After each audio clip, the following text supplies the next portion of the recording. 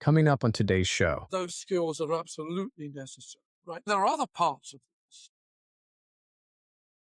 which are about intuition, which are about creativity, which are about abstractism, about dealing with paradoxes, about creating hybrids from things that literally do not fit together, that that are connecting links, right? That are about being able to see things, have really insights, and take insights um, from an idea, from a concept, from context that other people don't see, and then finding other perspectives for that and turning it on its head and asking questions that are very different. What are what's missing? What are the rhythms in between the beats, right? What are what colors are missing? These types of ways of thinking about stuff, which to me, and I think that's part of being the success in many ways of applying, and I think like a DJ. welcome back to the Think Forward Show. I'm your host, Steve Fisher, and today we're here for a great conversation with one of the most experienced and insightful futurists in the field. My guest today has been exploring the frontiers of tomorrow for over 3 decades, long before futurist became a trendy job title on LinkedIn. He brings a rare combination of analytical rigor and creative imagination to futurist thinking. He's not just predicting what's coming next. He's helping organizations and communities actively shape the futures that they want to create. His work spans everything from emerging technologies and cultural shifts to business transformation and societal change, all while maintaining the crucial balance between wild possibility and practical insight. What I find fascinating about our guest is his ability to see patterns where others see chaos, to spot the weak signals that herald major transformations before they become obvious to everyone else.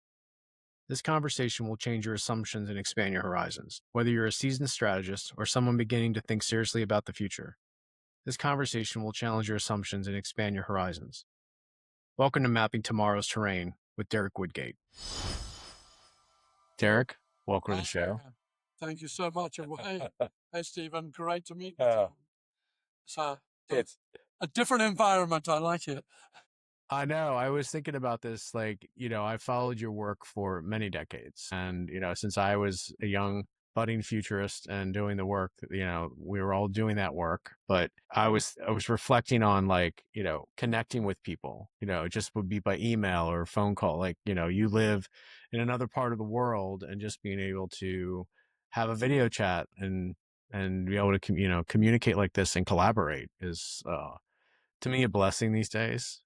Those who are futurists probably, I'm sure, know you already.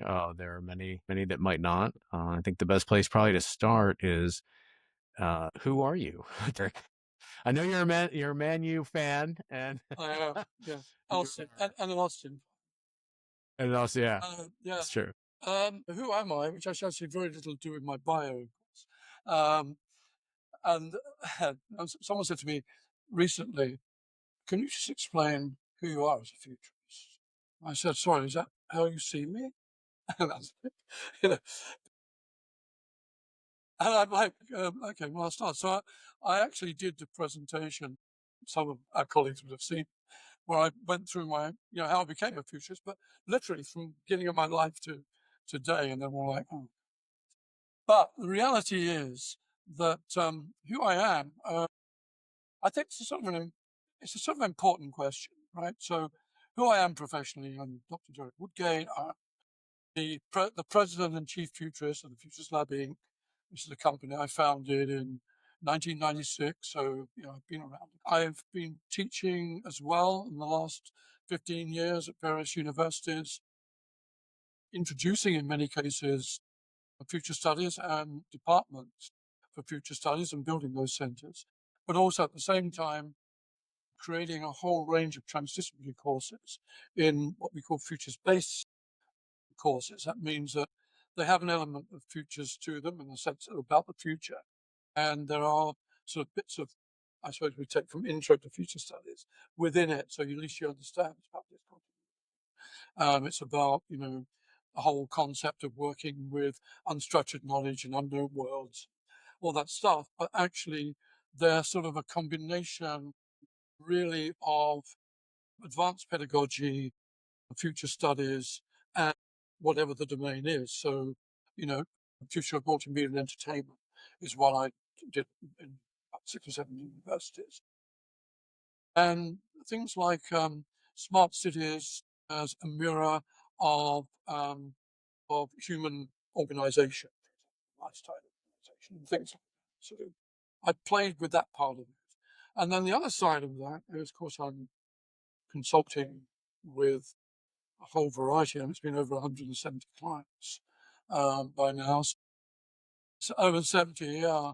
And if you go to the website, I think there's about 70, you know, case studies and nice endorsements and some wonderful people, for whom I'm very grateful over the years. But yeah, I mean, I've sort of been in most parts of future studies, right? So, so I've worked from real, real hardcore, deep futures or deep foresight, long-term 3-year projects, 2-year projects, and so on and so forth, to literally introducing future studies to children in Africa, in Rwanda, Uganda, and so on and so forth, at a very basic level, couple brought into their other subject matter. So I did that with UNESCO, and I did it with the Norwegian government. I'm working on some projects there, and so I've sort of over the years um, covered a very broad spectrum of futures work, I suppose one would say. So that's the professional part of me. Now, the other part of me, which is far more, me, is actually the bit that I think I bring to future studies. So the first aspect of that is I'm an old person. Some would say a very old person, but I have a very young wife, so I can't. But I sort of grew up. I mean, I was in university in the 60s, right? So 64 to 68. I grew up on the beats. I grew up on Fluxus. I grew up on all forms of you know innovative arts. Certainly, a lot of improvisations, improvised jazz. I was lucky enough that my father, who was a fabulous guy, he's a biochemist, but the love of my life, in actual fact, wasn't my real father. He was my real uncle. My father had died, and my uncle and aunt actually adopted me. But notwithstanding that, he's my father. And he took me to everything. He was brilliant. He's like, oh, there's a Dadaist exhibition on. Let's go to the Dadaist exhibition as a teenager. So this ability to be, or this opportunity, I mean, this is a fabulous opportunity to actually come face to face with a lot of sort of creative, but also renegade type of influence in my teenage years really led to pretty well who I am.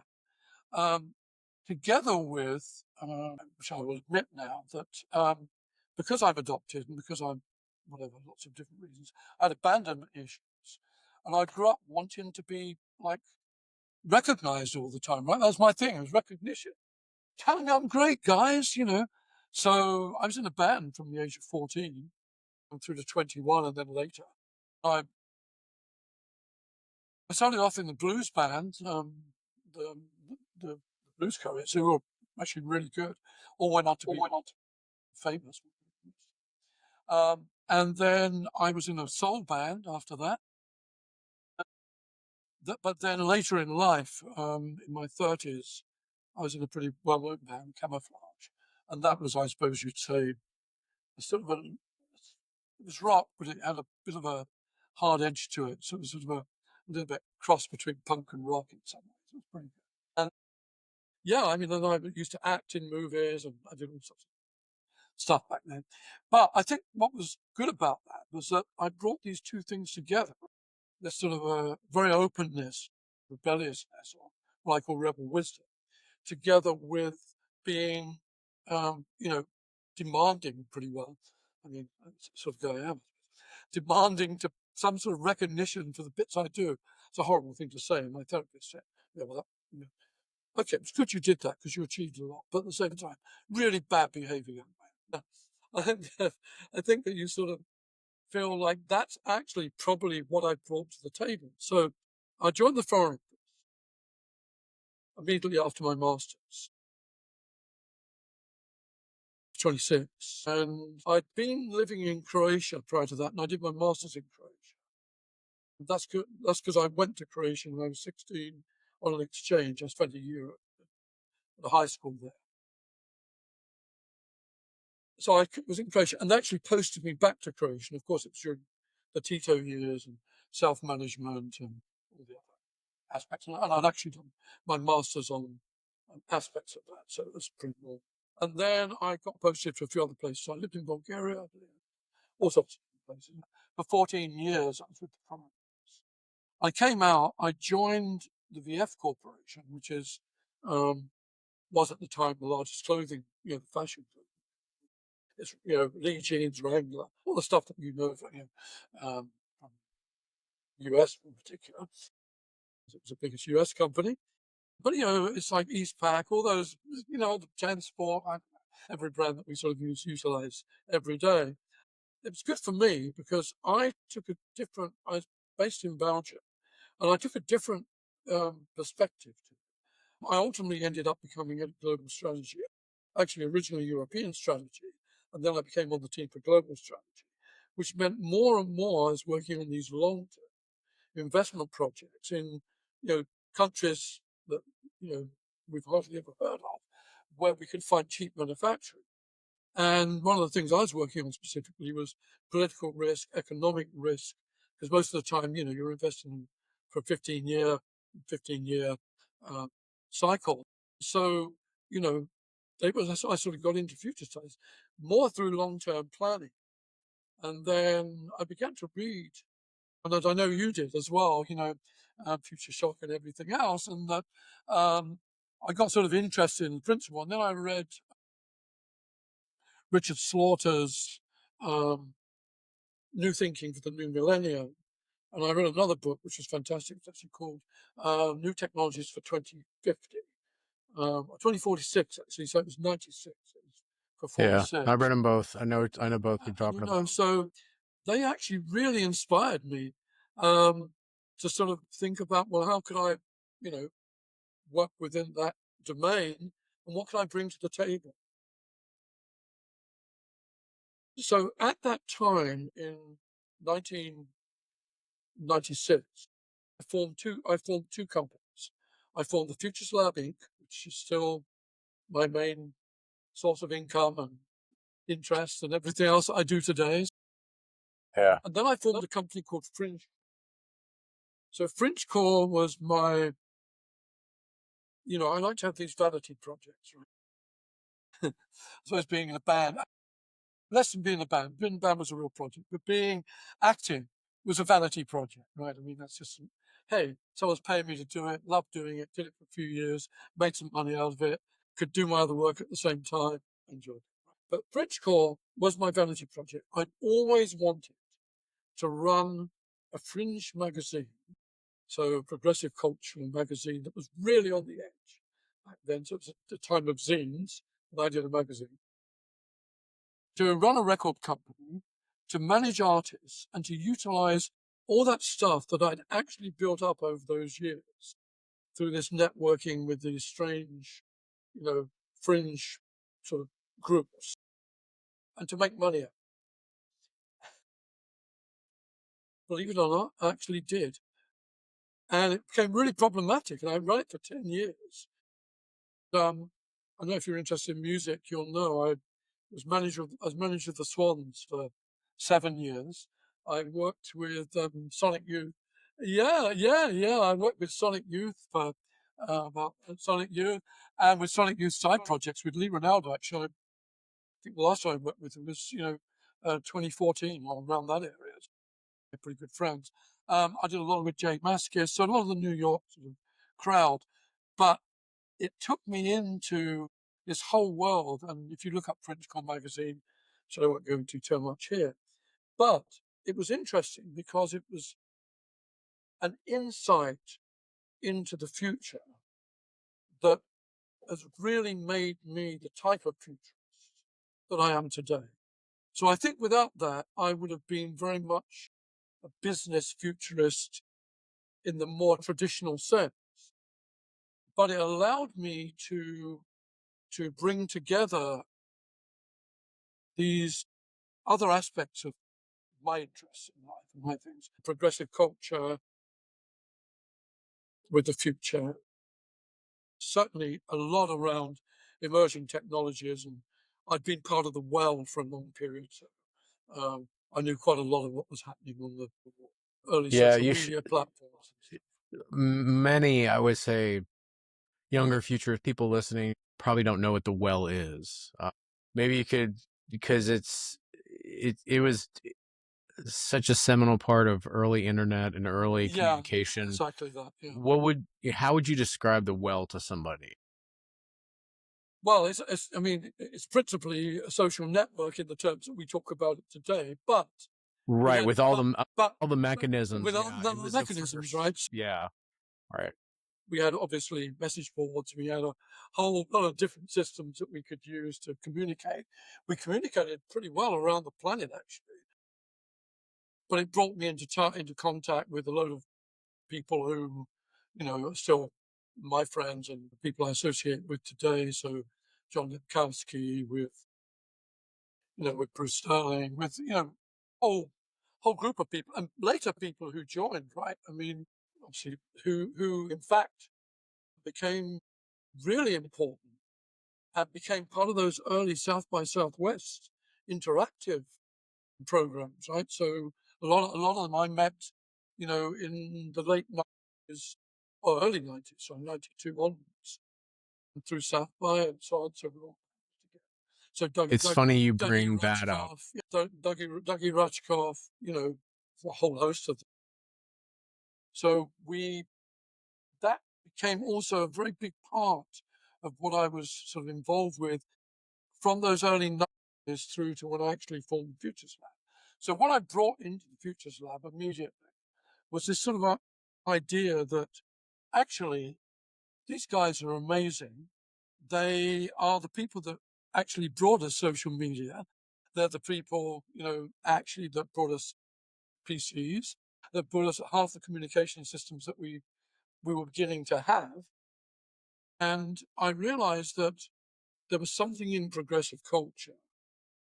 And what I mean by that is sort of the underground arts and other forms of culture and the arts that really generate very, very different ways of looking at things that I can leverage because it's familiar to me and that I know a lot of those people. But moreover, that I can see that there are the seeds.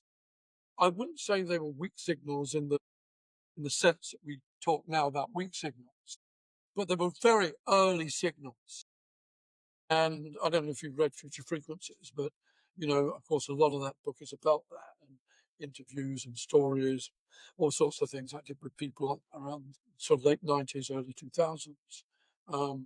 Whether it was into extreme bio art like Zaretsky, cats, and these type of people, and people working with, a lot of people I worked with early were the early techno people, right? So early hip hop, early techno, bringing those things across, which today, when I consider that, and I look at things like Indietronica, and I look at dark wave, dark wave and spoken word, and these things coming together, and I don't know, Afro surrealism and all these other types of movements, and I can see again this new reflection of a lot of those scenes and movements.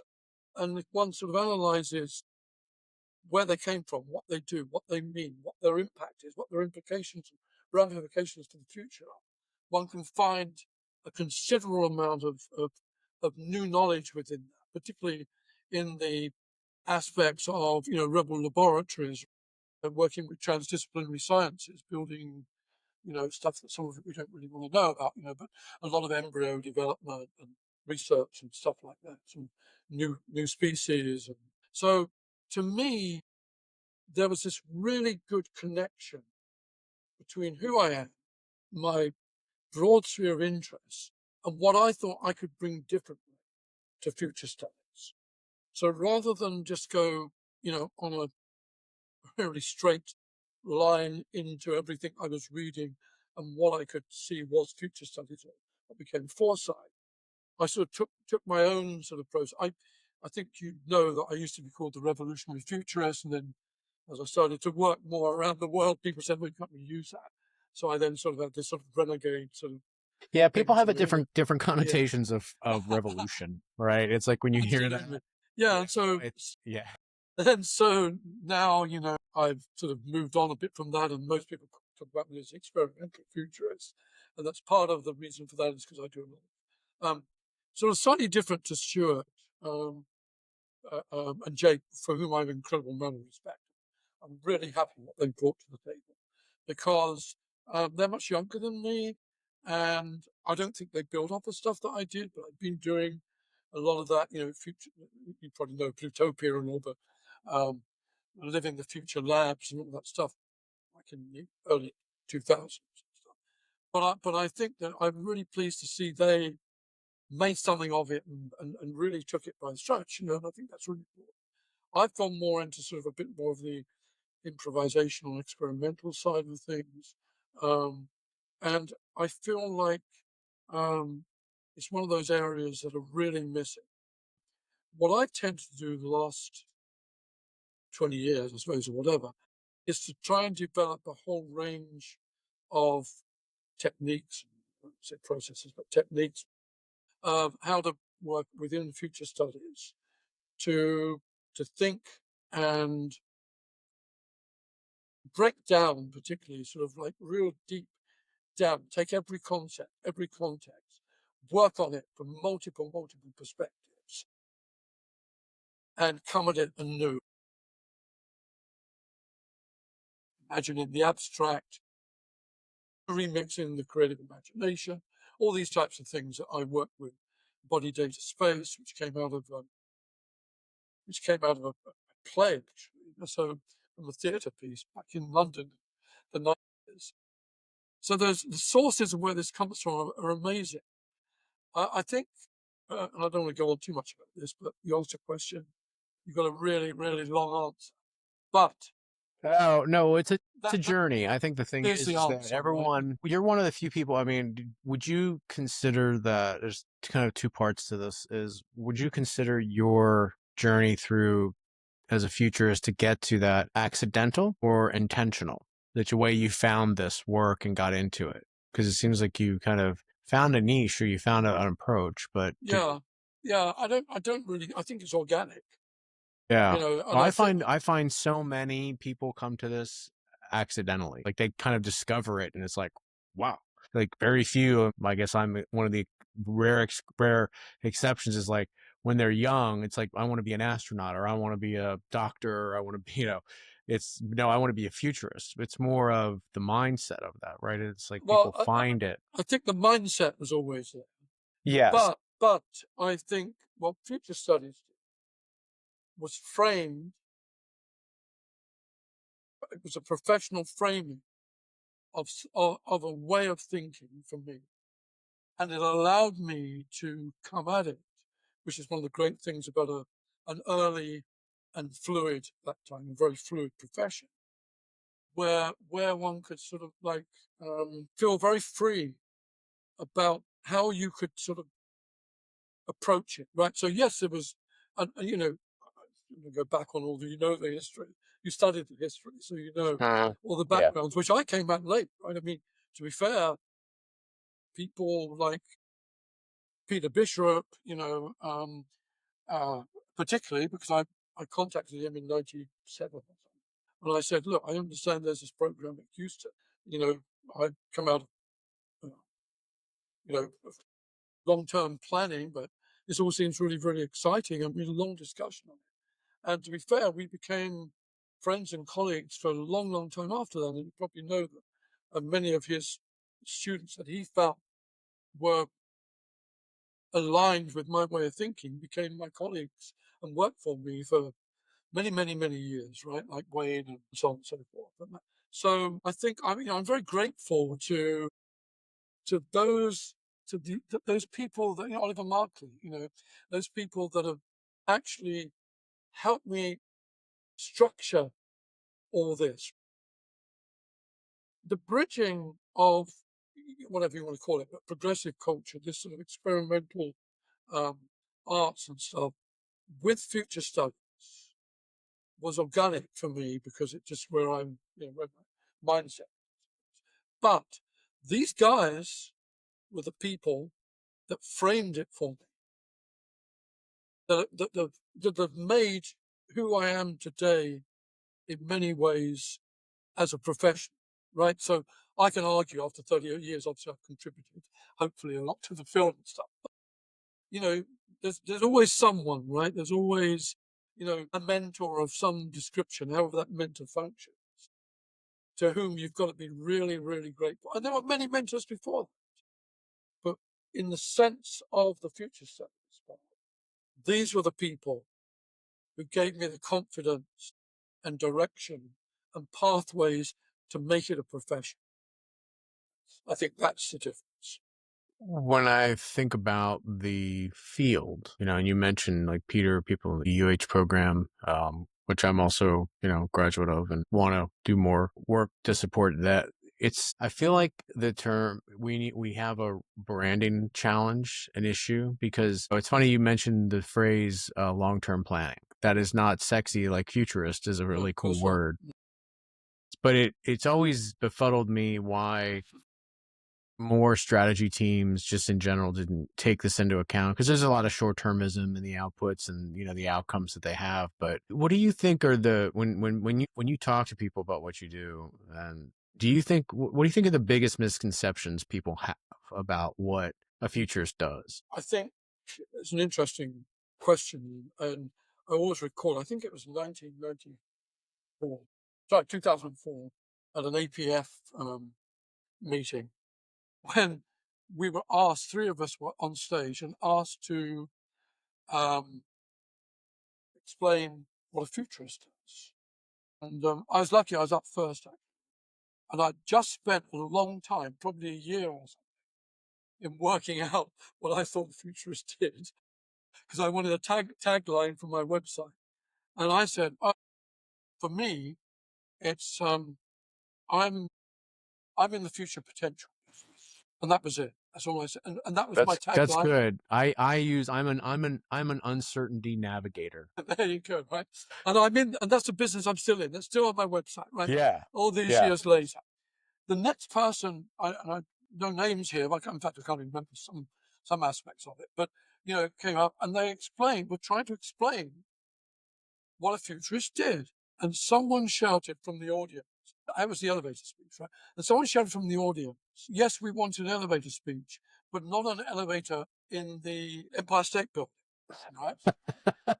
The 100-story elevator pitch, or we'll go with the Andrew Sullivan, the Sullivan in Chicago, the 8-story, the Yeah, first yeah, skyscraper, the 8-story skyscraper, with the guy with the hand controlled elevator with the exactly. hand that Yeah, exactly. Yeah. yeah. Yeah, that's pretty funny. That was funny, right? But to be fair, that was probably my reality a year before that, Yeah. right?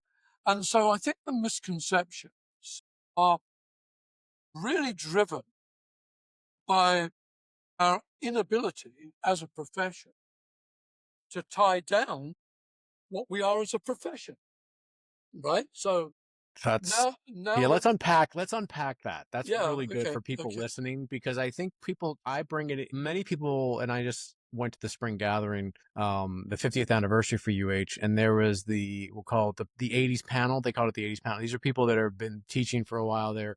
I would call it, what did Andy call them? The Elder Council yeah, of futurists. But they were very much about, you're not going to be purely doing this type of work. It's going to be kind of stealthy. And I did that, a lot of that for years. Brought it into product work, brought it into innovation work, called it something different. Because a lot of people, sometimes they can't just, the framing of it, just the way you position it, right? It has to be there. So, yeah, let's kind of go a little deeper. Yeah, well, we have a challenges? What do you think they are? Well, I think first of all, it depends on where you're coming. One of the principal challenges is, and a lot of people disagree with. So people said to me in Dubai, November or whatever it was, said, "Oh, you're a purist." Now, I'm probably the last person that I would think of as a purist in anything, but there you go. But notwithstanding that, in that particular case, I was. And one of the reasons was that I was saying that the fact that there are whatever 40,000 people on LinkedIn who call themselves a futurist is not particularly helpful to the profession, right? I mean, now a lot of people disagree with, right? But then, that's why we get the debates on LinkedIn with people saying, well, is it a trade or is it a profession? Now, when we set out with I'll just take the APF, I was in the WSPF before that, in the APF, and we start out and we say, well, we're forming, a new association, the Association of Professional Futurists. We were expecting, I suppose, or I was, 23 years ago, that there would be by now, that there would be a fairly clear understanding of what that profession consists of. That's the sort of thing, going back to the elevator speech, that it would be really simple because you don't ask, I'm a university professor, right? You don't ask me what I do. You might ask me what topic I teach and where I teach, but you're not going to ask me what I do. Everyone knows what I do. If you're a doctor, I mean, they'll ask you what field of medicine you're in, but not going to question, you know, whether you're a doctor or not a doctor, right? You're a medical doctor. And that pretty well applies to most professions. And what I'm, I suppose, disappointed in a certain way is that I spend my whole life actually, probably now, not saying I'm a futurist because I'm not really even sure that that contributes in truth to or reflects anymore on what I do. Okay. Um, and, so I sort of, a lot of the time, I come from it from a very different angle, sometimes from the science perspective, sometimes more the, I have this whole thing about science meets magic, right? That's my concept on future studies in general. Uh, Are you taking that from Arthur C. I say Clarke's can't. like, Actually, I didn't, but I mean, I could have done. So, yeah, sufficiently, yeah, I technology mean, sufficiently in the future looks like magic. exactly. So I think that it's become maybe it's slightly easier once you're established. Okay, it's sort of easy because people don't really they know who I am, and I suppose what I've done, and there's certainly case studies and other things on the website, whatever. They're not really coming to me and saying we need a futurist or something. Then it's more about we need you, which is a little different, right? I mean, that's a different perspective. But for many, many years, when that was not the case, when I was building a company, I think I was lucky to be at a time when there was a much clearer understanding what a futurist did in terms of what they contributed to the process in corporate in particular. And remember, that was before there were corporate futurists very much, right? There weren't so many corporate futurists. So now, I mean, now if there's a corporate futurist, I'm a topper, right? Yeah, I mean, literally, right? And so, what has happened, I've got much more into educational and ministerial Do you think the policies. role is do you think it's a job or a skill set or both? Probably both. I mean, I always thought, well, it's all obviously a skill set. And, more and more, I suppose it's difficult when you teach it and when you're working with students and you understand where the issues are and what sort of the major sort of parts of this, and those skills are absolutely necessary, right? So there are skills in future studies, in foresight, for all of us that are very linear, are very MBA in many ways, are very sort of, I don't say anyone can do them, that's not true. And then there are other parts of this which are about intuition, which are about creativity, which are about abstractism, about dealing with paradoxes, about creating hybrids from things that literally do not fit together, that that are connecting links, right? That are about being able to see things, have really insights, and take insights um, from an idea, from a concept, from context that other people don't see, and then finding other perspectives for that and turning it on its head and asking questions that are very different. What are what's missing? What are the rhythms in between the beats, right? What are what colors are missing? These types of ways of thinking about stuff, which to me, and I think that's part of being the success in many ways of applying the think like a DJ, because think like a DJ is to take a concept or context and fully deconstruct it. So you break it down to all the elements within it. And then you have this whole process of how you begin to reconstruct, build it up into something new. And so that every concept and every context, you begin to really, really stretch it to such a degree that you're seeing, this whole sort of the embodiment of the idea.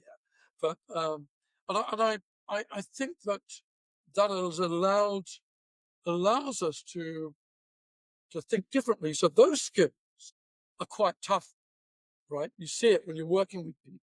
You start to see abstractism. Very difficult. People thinking in the abstract, this whole thing, imagine abstract. When you ask people, what colour's missing? They're going, what are you talking about? And my friend David Coulter, who used to be with the Pogues and is a composer now, but played with just about everybody over the years. He actually taught me that because he said, when I finish a composition, the first question I ask myself is, which colour's missing? And I'm I was chatting to him about it, and so one learns, right, from all these odd people around.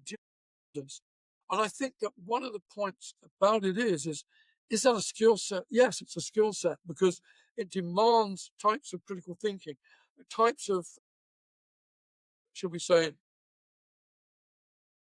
of thinking techniques that a lot of cases, and this is very true of the golf, they don't necessarily learn throughout the whole of their schooling.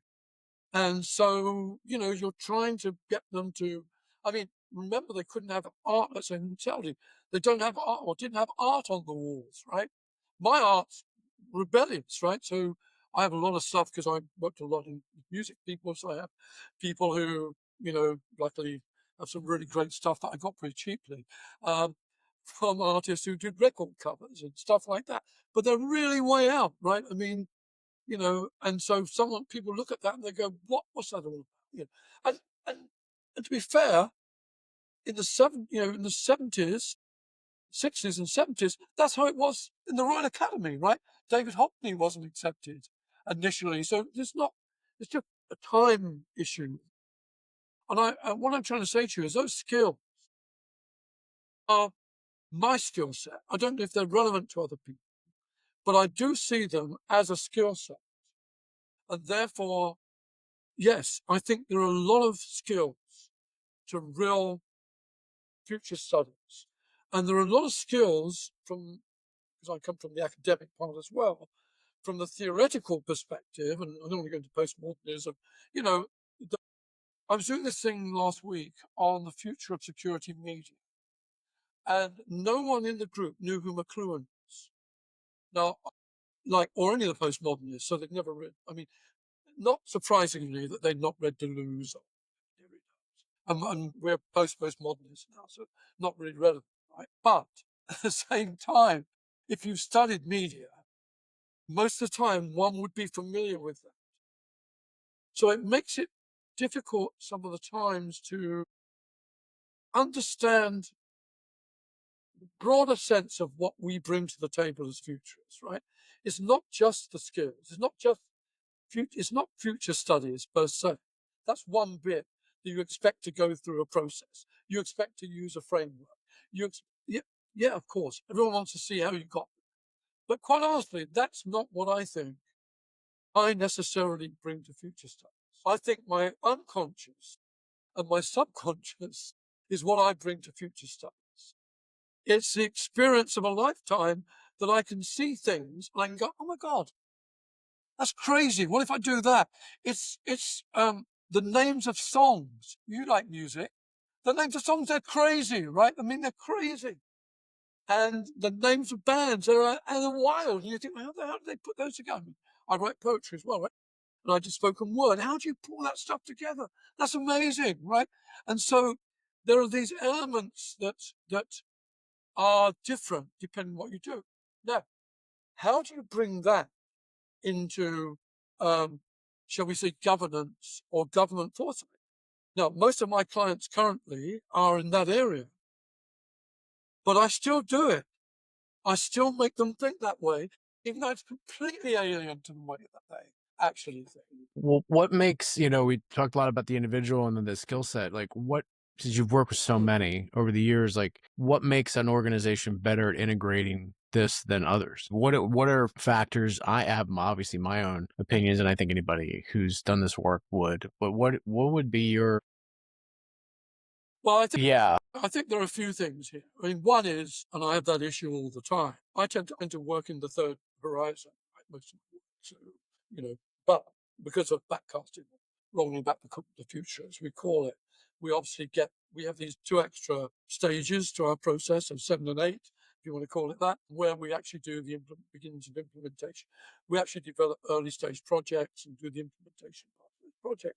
And the reason for that is I'm trying very hard to get my clients, A, to actually start doing the work, moving along the pathway towards whatever that preferred future is. And secondly, gives me extra funding. And thirdly, it gives me an opportunity to keep asking, how's it going? Have you actually made progress with that? What's going on? Can I help more? Can I do this? Right? So I think that there's this sort of part to that where what's going on, if we're not careful, is we're getting pushed back towards innovation, right? Everyone wants a quick fix, you mentioned that. So I think that's one of the issues, because if you go in and you say, well, most of my work's in the third horizon, I'm going to give you a 2040 or a 2050 vision. I mean, then you have to explain. Now, when you've got a lot of experience in this, you have a lot of clients, you've obviously created over the years quite a few things that have actually hit the market, whatever, that you can talk about, right? Finally talk about. And so, yeah, it's a little different because you have some examples of how you got there and what you talk about. But I still think there's too much today with all clients where they're looking for a quick fix, number one.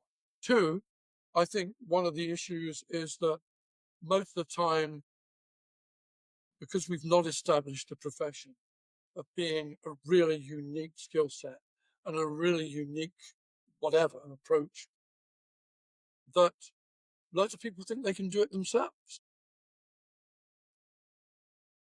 Quite well, we do that.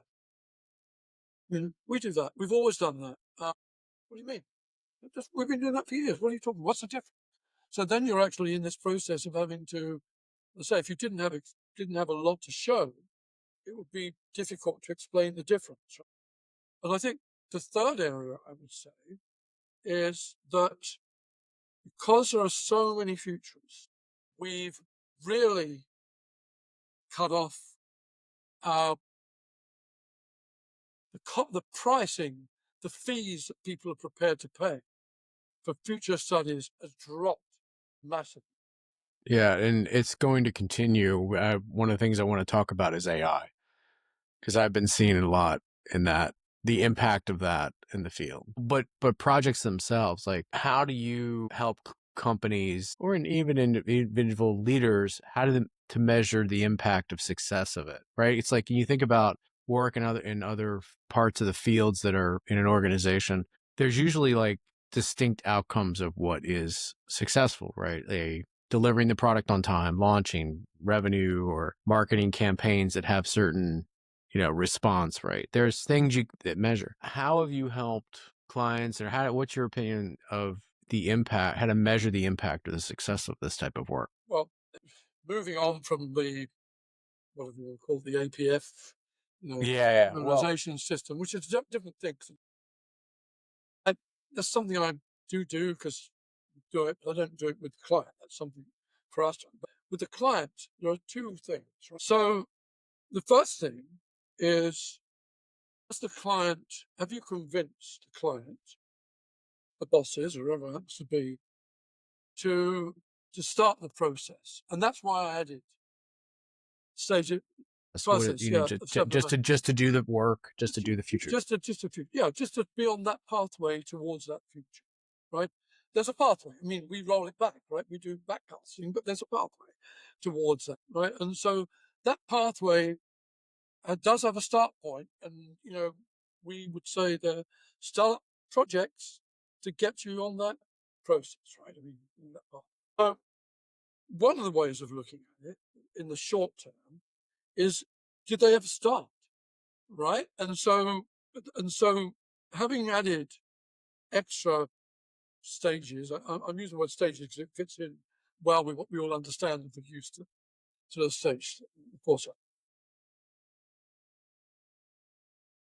it allows us to be engaged longer at a different level with the client, right? So now you're looking at resource management, performance management systems.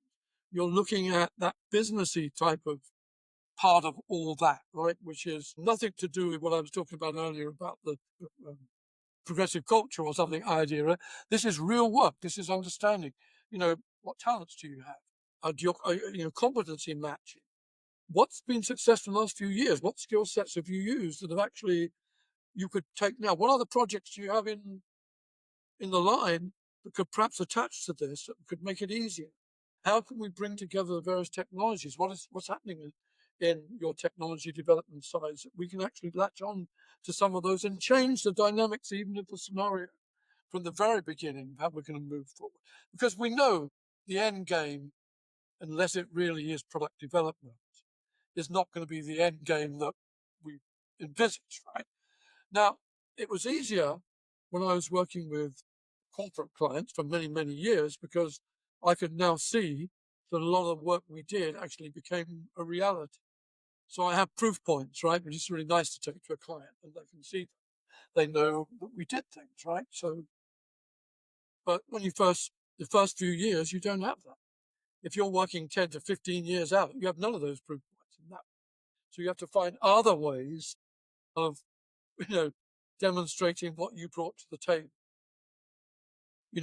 For example, I was working with Nissan, this is years back in '98 or so. Part of I don't know if you know much about you like cars, so automobile manufacturing. Changing the mainframes incredibly expensive, difficult, and long time, right? So, that wasn't an option, but they wanted to expand the idea of space within, well, real space and the idea of space within the vehicle.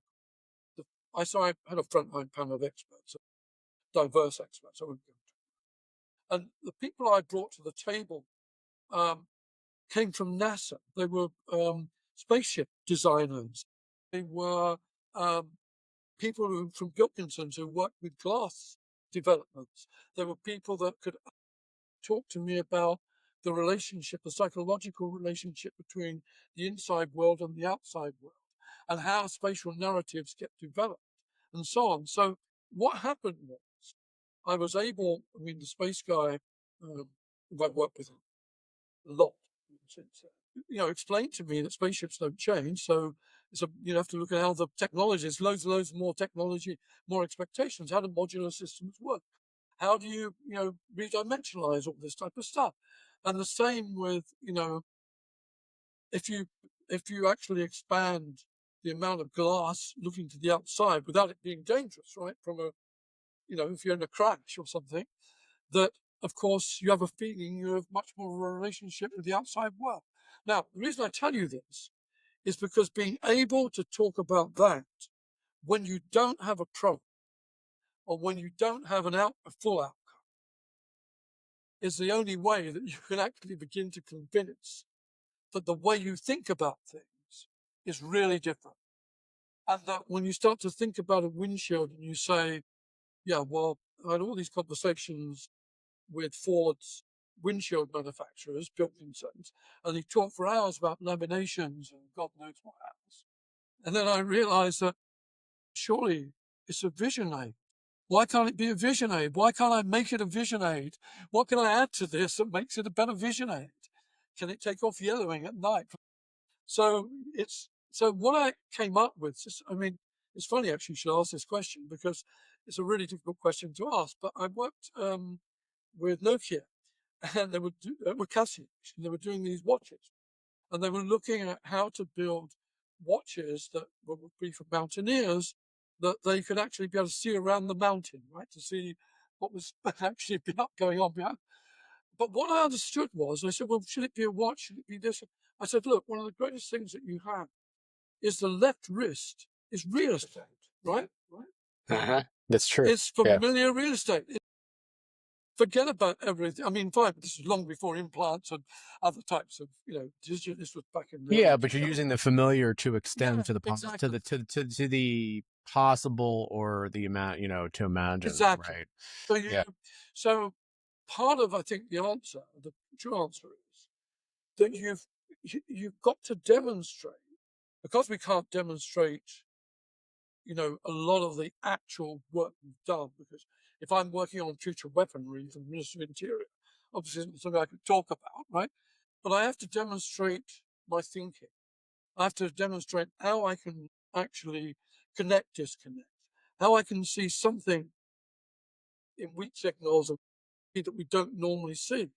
And so that becomes my pitch, right? That becomes my pitch as to proof points. Where things are now and how the field, itself. I mean, this of course, this discussion with future studies and people understanding started, roughly 70 years ago with, work at Rand and how it's evolved over the years. Well, now we're at an interesting point. I think the next phase is, in my book, Super Shifts, I talk about futures operating system. It's kind of like, how do you make it active and usable, right? You can like do a project, right? You can have something as an end state, scenarios, write a report, right? So forth. But then there's an ongoing nature to the signals work, the evolution, the new types of insights. AI can be, I think, a blessing, but a curse, because it allows you to synthesize a lot more information and allows you to maybe even as a collaboration partner find insights. But what do you think that the future of the field and even the profession, do you think it will democratize the access for people because they can ask it things and they can do other types of work?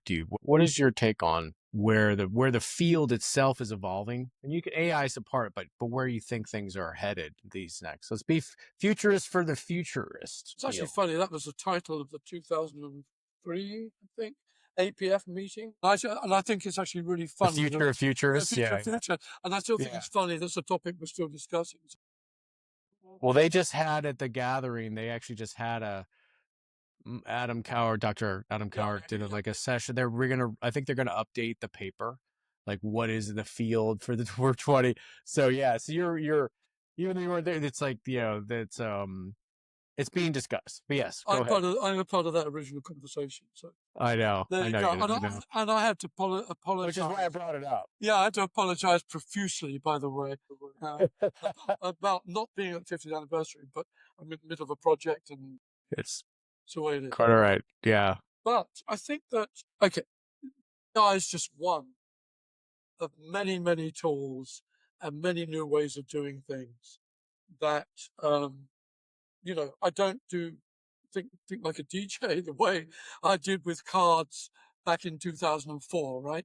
Well, I love the way you described it as what a DJ does. Most people think it's like mixing that there's a deconstruction, Oh, right? totally. Yeah. Well, I mean, and I worked with DJ Spooky right in 2010. I'd worked with him since actually the 90s.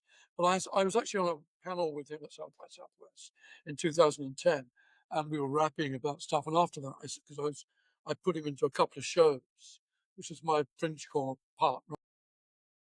Utilize him for Plutopia and stuff like that. And also uh, the, the Future of Music Festival that we did in Houston.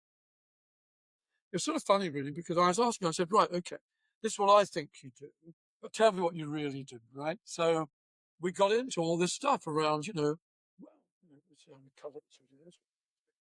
And that was really interesting. So it allowed me to really do a different job, but it also allowed to to use technology, including sort of references back to technology that DJs use, to actually build the system, which is an AI-based system that I now use today, right? Which I discussed. I think there's a lot of information on it in the Exploring the Future of Universities using experimental. Came out 3 years ago, I think, in Futurism. So I think that there are many, many technologies. I think we've got to sort of step back from this and really think about, what are we doing with visualization? I mean, obviously another practice. What are we doing, particularly as we are, and certainly with simulation, immersive and deep immersive 3D or even 4D, where we can set up scenarios, right? So the last group of scenarios we did, we just built 6 of them, are three-dimensional scenarios where you can actually go through and see, actually be part of the scenario. You're living the scenario as you're going through this 3D world, this immersive world, right? So there's a lot of different other technologies, VR, AR, all the things we can think about that we can bring to play. I think the thing about AI is that, of course, and I've worked with Mike and and other people who are doing a great job, but all of whom understand that the human aspect of insights and so on is very important to this. Now, I've actually been working with Mika Alton for the last year on, um, I can't tell you all about it because we're about to launch, on a whole AI process, um, related to future studies, but not to the trend collection part of it, nothing to do with other tools. Much more about stuff I was talking about earlier, about the thinking part of future studies, right? The insight. Now, what I found first, so we've been training the AI for a year from sources that, well, the obvious sources, but also many, many, many sources that actually have no bearing on what you would traditionally think related to future studies. Obviously, many of them being mine, right? But from all sorts of things, from biochem to whatever, everything, right? Yeah. And what I've been working with it on is to teach it to think to a certain degree like me and to try and understand so fill it with stuff from my subconscious and with my unconsciousness. I mean, it's pretty possible, right? So that it gives a much deeper type of response to any question than it would if you just let it do it with ChatGPT, right? And it's quite interesting. We've got some really great results. But, for example, I've got a new book coming out, and that's been coming out for about 9 months. And the reason it stopped is because I wanted to bring out a totally different version as an AI book. And what I found was it's lost its soul completely, right? And that's what actually drove me to begin. And then I realized that I remembered one of the things that I did learn from Nugent. Wrote a book called Rhythm Science in 2009, I think, 2008, 2000. And he made an online book as well. The online book actually had little to do with the actual. What he did, he took what he felt that the readers had told him through the reviews were the main concepts in the real book, and he made the online book just based on those concepts. Okay, it was a very different view, and I remembered that back in the day. I actually interviewed him. And I was thinking about that with mine. I was thinking, I don't want an AI version of my book. What I want is to sort of push AI to see what it could actually deliver from from more of a contextual perspective or a conceptual perspective of the ideas that I've got in mind. So how does it see some of the topics that I'm playing with? Does it see them, from a very, very different perspective? Can it actually break it down? Can I keep training it and pushing it to break it down with new perspectives? Can it add new perspectives? Can it actually go through the process of data, information, knowledge, wisdom? Is that possible for my AI to do that, right? Is it always going to be in the knowledge part, right? Can it actually add any wisdom? And so we've been working on that too, and we've achieved some pretty incredible results. Soon you'll hear about it. So yeah, I think there's a role, right? Lots of different roles, both for AI and all the other. But do I think that ultimately it may replace futurists in the way that we think of them today? But do I believe there's a role for speculative design? Do I think there's a role for all of the essence of what we do? Not necessarily the processes and procedures, what we do, but the essence of what we're bringing to the table. And, you can call it anticipatory, whatever, I don't really, those are all words to me. If it can solve that issue of demonstrating to me this true idea of future potential in any form, then I think that it will have done something amazing. And I do believe the AGI, and all the self-developing AIs and so on will be unbelievable and will be far beyond what I'm even thinking it can do now or talk about. But do I see? I've done a lot of things on the future of work, right, of workspaces and so on, so the work sphere, I suppose. And I've been working probably about 4 or 5 years now with quite a few organisations on what we call HMR, human machine resources, rather than HR. And a lot of the elements are sort of within that is understanding both machines and humans as intelligent assets, rather than one in a support role and the other in a different type of thing. More like they've got job descriptions. And what are those job descriptions in any particular part of a process, the model that you're working with, right? How do you allocate those assets? Going through exactly the same processes that you would for a human with the machine. Also, that's an investment. So what are the risks of using it? What's the performance management values you're going to need? What metrics are you? What effectiveness and efficiency and all these types of things. And when you start to think of humans and machines as a package, well, both individually and as a package, with those roles, and you start to look at the frameworks that you can bring to bear on this to see where they're, do I want to invest in this back-end machinery at the end of the day? Because if I have more people, it's all the sort of typical thing, right? What are the future job descriptions that can go with that job? What's the potential for migration of current skills into the new skills? All these things are part of this, right? And so I feel like we've got to do the same for future studies, right? We've got to sort of really understand, yes, there will be machines, agents, whatever you want to call them, functioning within our field, but they're as important as we are, maybe, but we need to be sure how we allocate the usage of both and what those intelligent assets bring to the table and where they're both beneficial.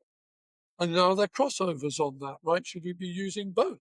Should we be using both for, when I talk about, imagining the abstract, should I do it with a machine and do it myself? What sort of different responses am I going to get?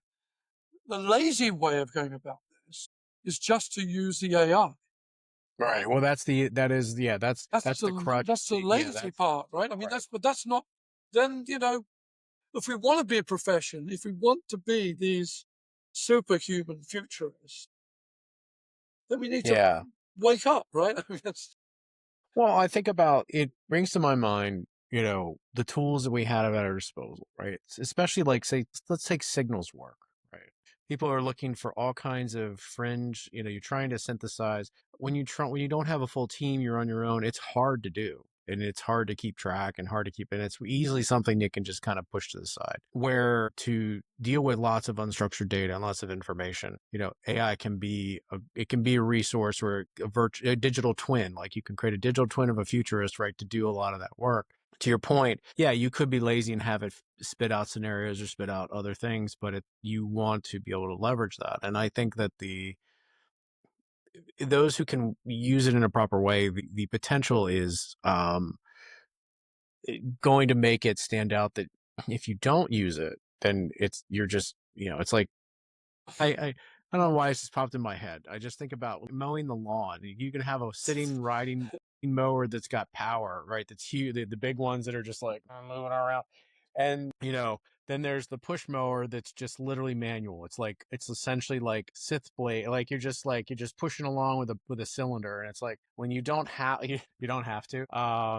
But let me is we kind of wrap kind of move toward this conversation. One thing that I like to ask, kind of the short, kind of quick questions. And you've read, obviously so many books over the years. Like, what do you think provides and think about possible futures? Like, what's something that provides really like that in fiction or nonfiction, insightful glimpse into like our possible futures, like what you've been reading or what you might have seen. yeah. I mean, I think there are multiple. So if you go to my Goodreads, you'll obviously get a very good breakdown and answer for that. But you'd be surprised. I don't read now so much. Businessy type books are what would be perceived as fairly straight books. I'm looking at totally different, I suppose you'd say, types of books really. And I read a lot of Substack stuff. And I'm very present on Substack, right, in terms of who I follow, what I read, and so on, because it reminds me very much of the early days of bloggers. When everyone said bloggers, I just listen, ridiculous. Ah, you know, most of my friends back in the day, like Dougie and all these people, were bloggers, right? And they're the people at the sharp end of what's going on, right? So I tend to, they're the people developing this stuff. They're not the people who are reviewing it. They're the people who are actually, coming out with original work. Well, who are some of your favorite Substack authors? Oh, yes. I read. Oh, of course, I need to really put me on the call now. Well, of course, I can go through them. There's a guy called John Title who I really, really like. He's a technology guy. So there are, and let me come back on that because uh, I'd like to give it a quick thought. The other part I would tell you regarding that is obviously I watch a lot of Netflix like everybody else does, but I also I also think it's important that I follow. You see what I think of, and maybe this is what, if anything came out of the web, if anything was really an important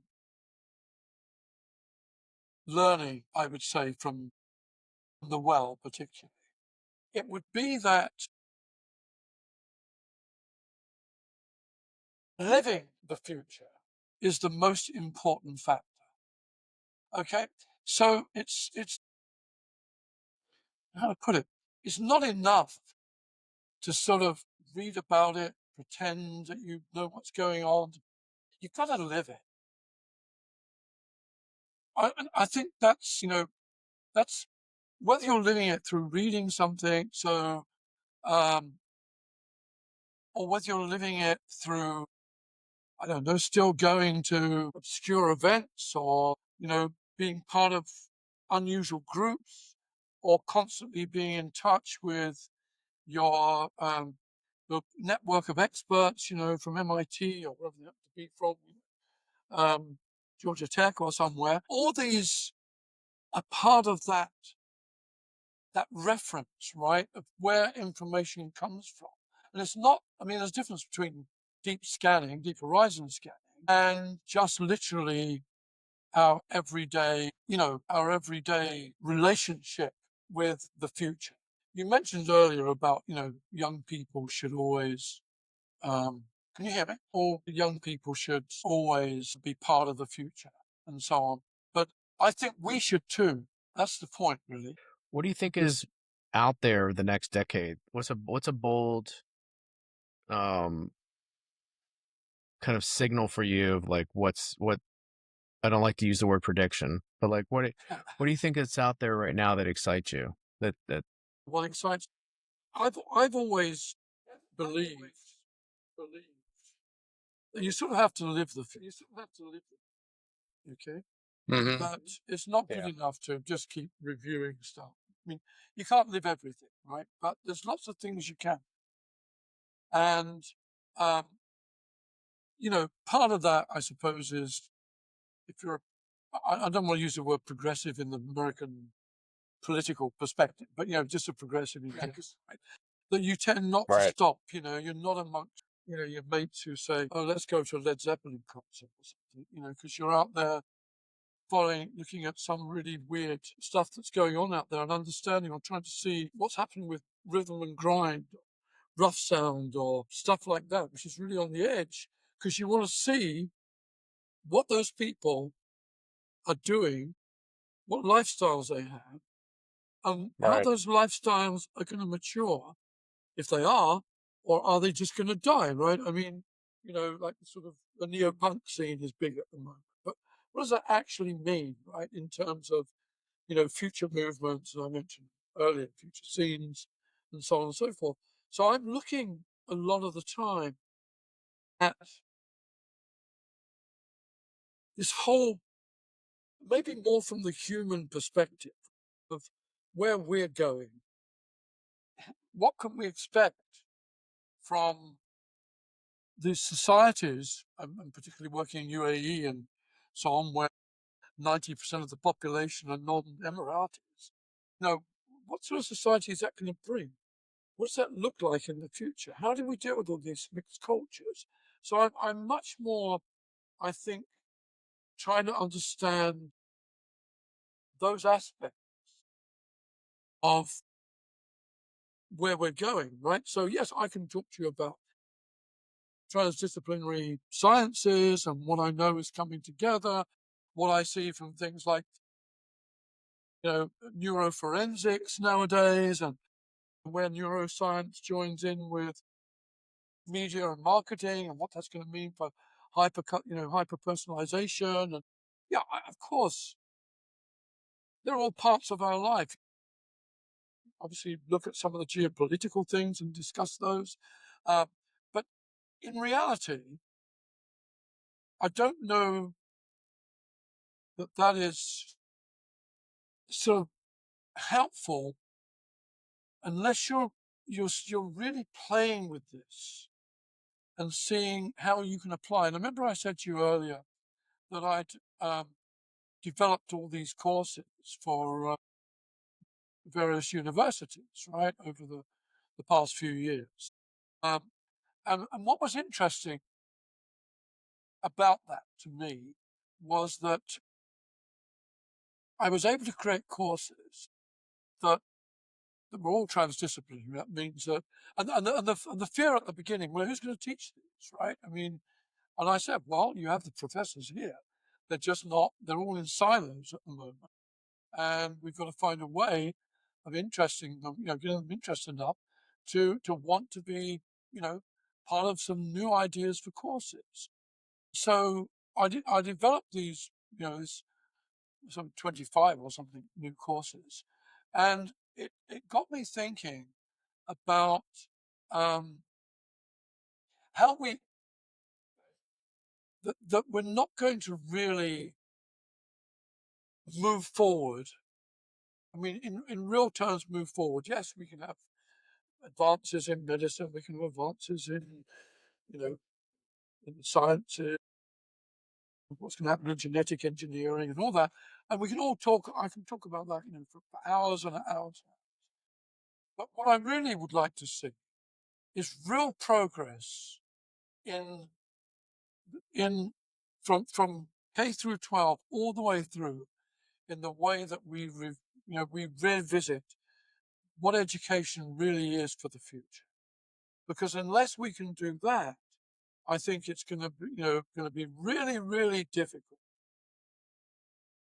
And so I suppose I see, for me, that's going to be one of my areas. I don't know if you know, I wrote a book on the augmented learner where I looked at the pivotal role of multimedia enhanced learning with foresight-based learning designed to accelerate the delivery of higher levels of creativity. Right? And I created this whole new learning system based on 8 pillars. But what to me is critical about it is that it gave me the opportunity to really study and understand still how we're actually learning things.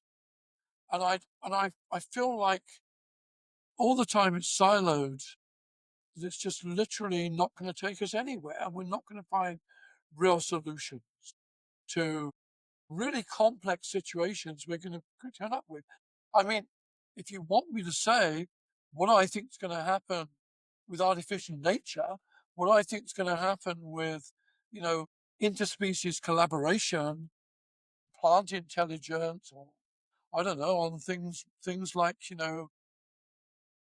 social alliances in the future, or cyborg fashion, or transhumanism and cyborgs and whatever. I mean, I can talk about all this stuff, right? I mean, because that's my job, but that's not going to mean very much unless we can bring up society to be ready to even vaguely interact with any of that.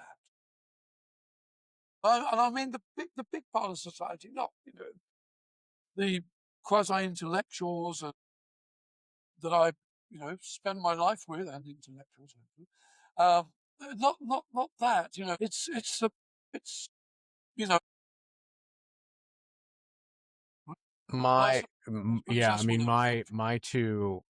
as I was thinking about, right, when I was just putting together just some, thoughts and how, kind of how to flow the conversation. And, having an 8-year-old son, I was thinking like, he'll be the high school class of 2035. It's like, as much as I'm saving in the 529 plan for his college, I don't think college is going to exist in in the mid. I don't think in 10 years there might be other institutions like Harvard or other ones that might still, because of their large endowments and their institutions, but I think it'll decentralize, and fracture is probably the wrong word, but I think it will allow for a lot more scaffolding, like lattice type of, like, acquiring different knowledge parts. And you could affiliate yourself with a school, but yeah, that's a crazy bit crazy. The other one, I just think we're headed for, in super shifts. I have this like subspecies of humans. I think we're going to we talk about, we're a tribal people. Humans are Yeah, tribal, and just the absolutely. way we organize nations, the way we fight. I think, and even just the divide here in the United States, in other parts of the world too. It's always that left, right, or whatever, this versus that.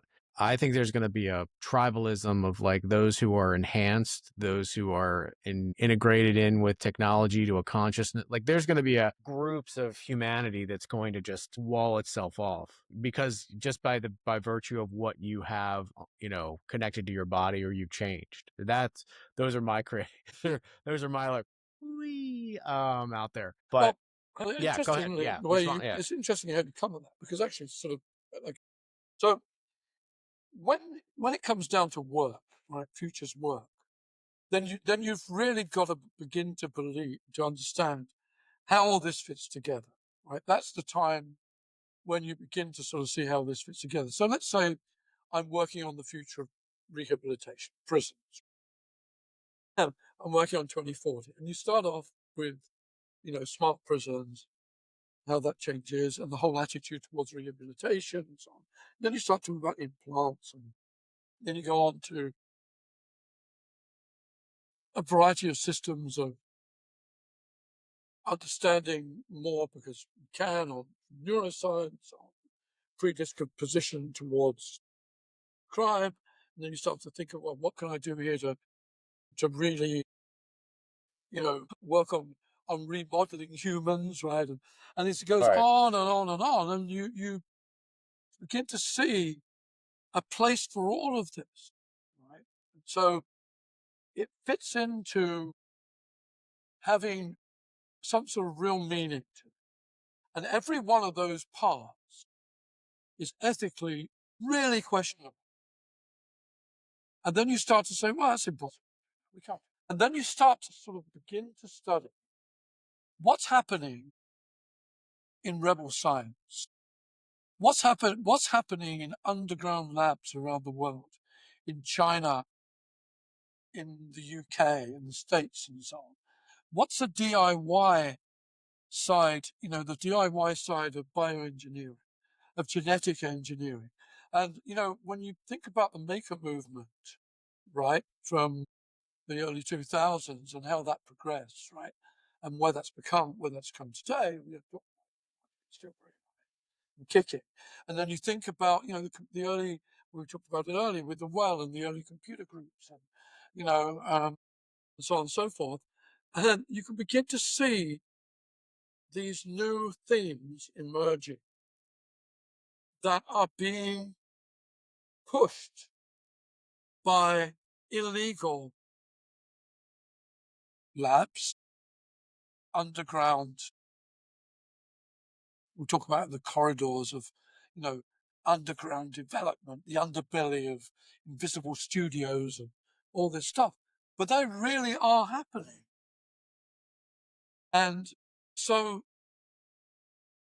there's a sort of a life out, which is why I talked about actually trying to live the future. Is to me, that's where I feel I at least can begin to understand where the challenges are and the real radical ramifications of what we will be seeing in the not too distant future.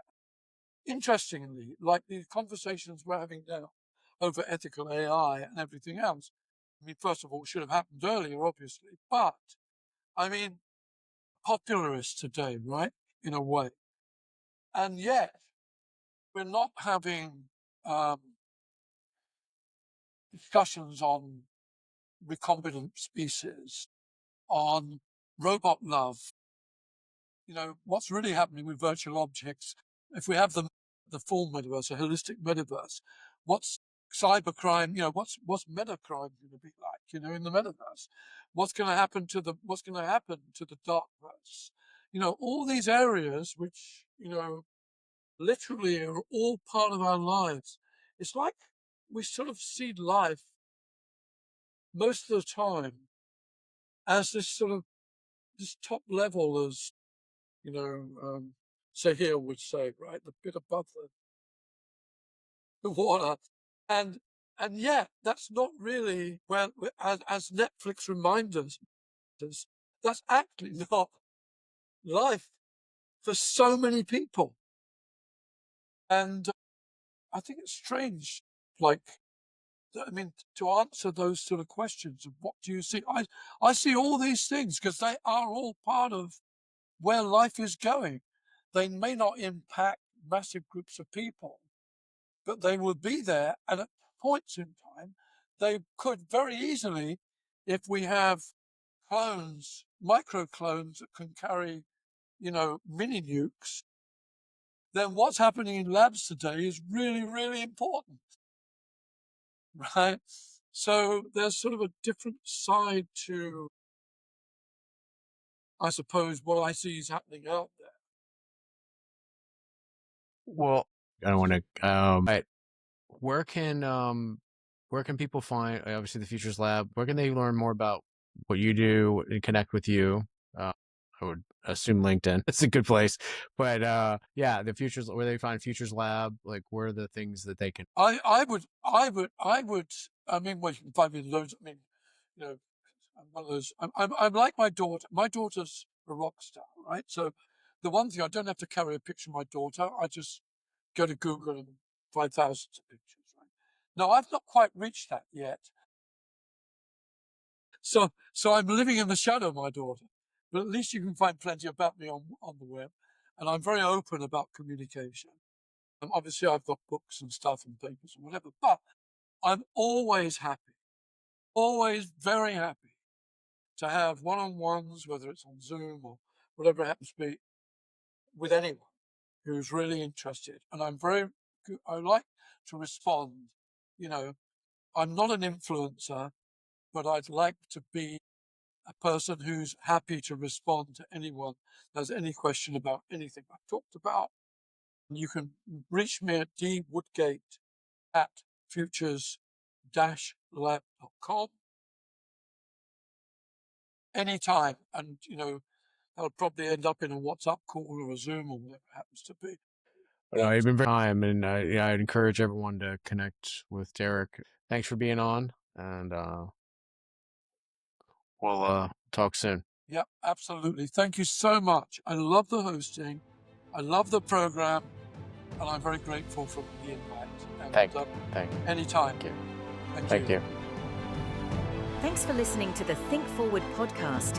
You can find us on all the major podcast platforms and at www.thinkforwardshow.com, as well as on YouTube under Think Forward Show. See you next time.